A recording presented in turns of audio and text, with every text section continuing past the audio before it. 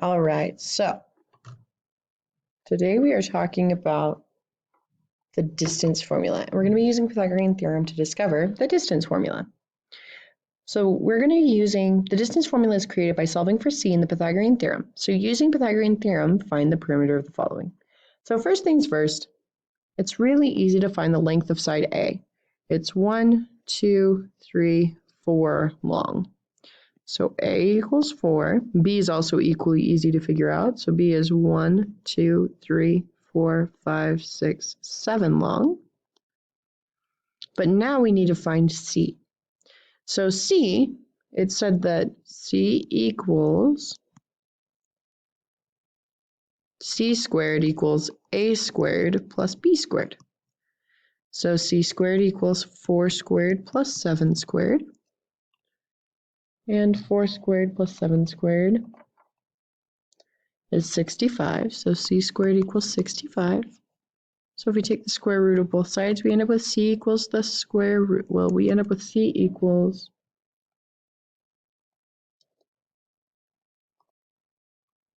8.06.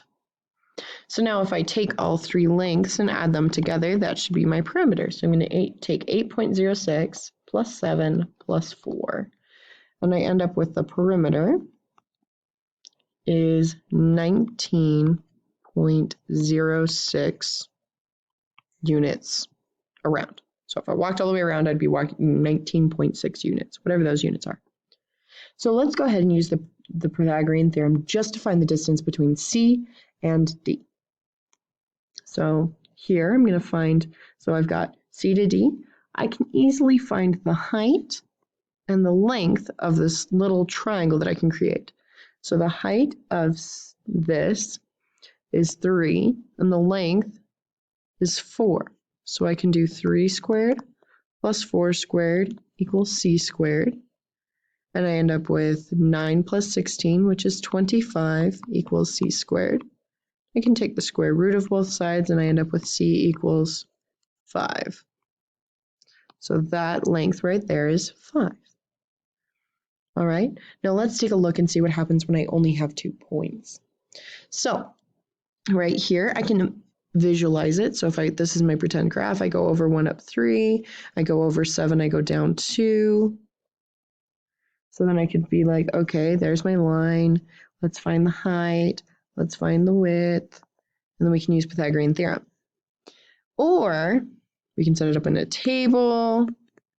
We can find our height change. So our height change would be down 5, but we don't care about that because we just care about how tall it is. That's 5. And then our length change from 1 to 7 is 6. So that length change is 6.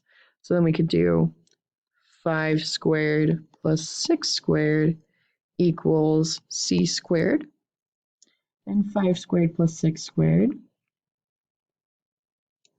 is 61 equals C squared. So then from here we would just need to take the square root of both sides. And C is just going to equal the square root of 61, which you could find the decimal if you so desired. Have you started to notice that there's kind of a process going on here?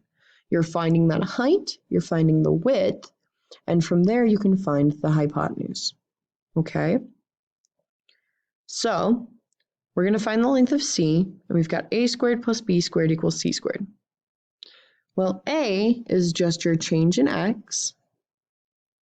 So A is really just X2 minus X1 squared. B is really just your change in Y. So that's going to be plus.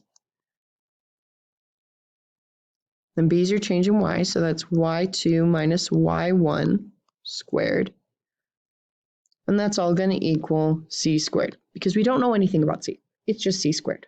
So if I wanted to solve for C, all I have to do from here now is to take the square root of both sides. Okay, so then C equals the square root of X2 minus X1 squared plus Y2 minus Y1 squared.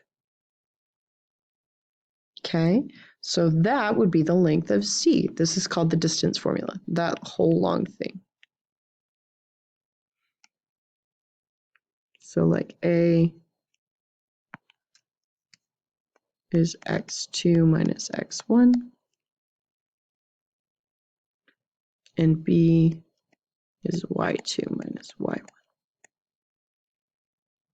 All right, sound good? We struggling? I think. Okay, so then, and then I should finish this off. Squared plus y2 minus y1 squared. Okay, so now let's go ahead and use this idea. I like to use Pythagorean theorem because I really struggle to remember what goes in that formula. So what I'm going to do is I'm going to find this change in height. So it's going 4 to -1, that's a change in height of 5. I'm going to find my change in x's. So that's 2 to 8, which is a change of 6. I could count that out. So this is going to be the square root of 5 squared plus 6 squared, which is 61. So this is just going to be the square root of 61. All right, let's go take a look at this one. This is 1, 5, and 3, 1. So I always like to draw a picture. It's up to you. So I go over 1 up 5, over 3 up 1. There's my line.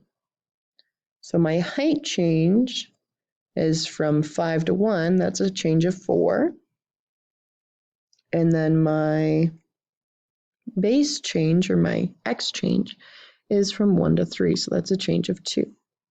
So my equation so far would be 4 squared plus 2 squared. And then we just take the square root in order to find that distance. Right? And again, we could have found this by doing 3 minus 1